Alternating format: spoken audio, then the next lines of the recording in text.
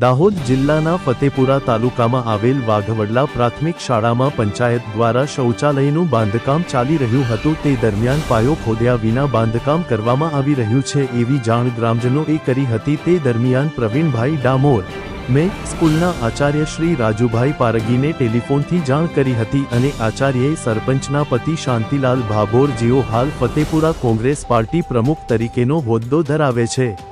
આ તાલુકા કોંગ્રેસ પાર્ટી પ્રમુખ શાંતિલાલ ભાભોરે મને ફોન કરીને અભદ્ર ભાષામાં તે આચાર્યને કેમ ફોન કર્યો એમ કહી સરપંચ હું છું તો કોણ પૂછવાવાળો મારા સામે નહીં આવતો નહીં તો 10 ગોળીઓ ગાંડમાં ઘાલી દઈશ એવો વિભદ્ર ભાષાનો ઉપયોગ કરી મારી નાખવાની ધમકી આપવામાં આવી। શું કોંગ્રેસ પાર્ટી પ્રમુખ હોય અને પત્ની સરપંચ હોવા છતાં હું સરપંચ છું એમ એટલે લોકોને ગોળીઓ મારવા માટે આ હોદ્દો આપવામાં આવ્યો છે। વાંસિયાકુઈ પંચાયતના લોકોને બંદૂકની ગોળીઓની ધમકી આપી દબાવવામાં આવી રહ્યા છે જે બાબતે તંત્ર શું કાર્યવાહી કરશે તે જોવાનું રહ્યું।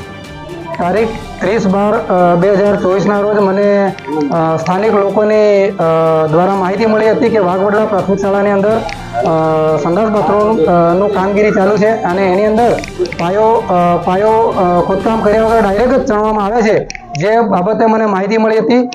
જેથી મેં શાળાના પ્રિન્સિપાલ રાજુભાઈ પારગીને ટેલિફોનિક જાણ કરી હતી।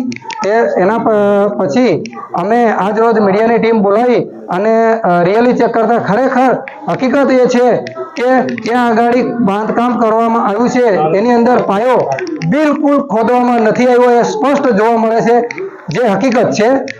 જેથી મારી તમામ તંત્રને અપીલ છે જે આ બાબત સાથે સંકળાયેલું હોય એમને મારી અપીલ છે કે આ બાબત પર ધ્યાન દઈ અને યોગ્ય કાર્યવાહી કરવામાં આવે।